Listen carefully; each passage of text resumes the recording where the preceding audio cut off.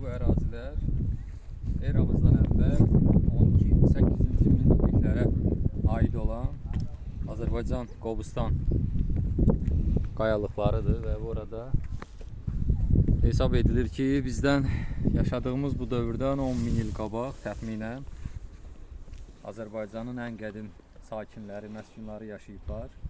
Və gördüyünüz bu dağlı, daşlı, dərəli ərazilərdə Azərbaycan xalqının ulu əcdadları uzun bir sürə tarixi bir proses keçiriblər.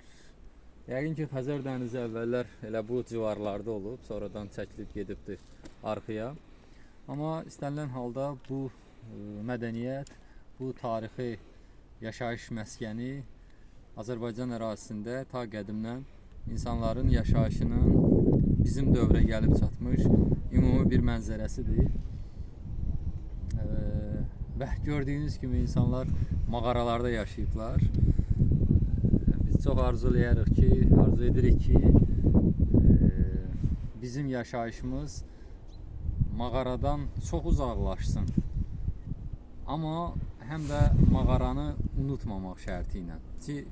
Çünki biz tarixi keçmişimizi unutmaqla bəzən tarixdə elə negativ hadisələrlə qarşılaşırıq ki, gərək biz hər zaman öz tariximizdən bir dərs götürək, bir nümunə götürək.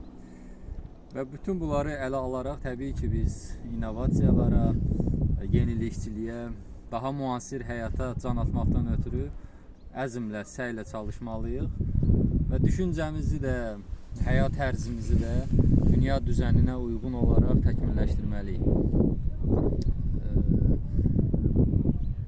Hesab edirəm ki, bunun üçündə bir xalqın azad olması lazımdır. Bir xalqın öz tarixi, keçmişinə sahib olması ilə yanaşı, həm də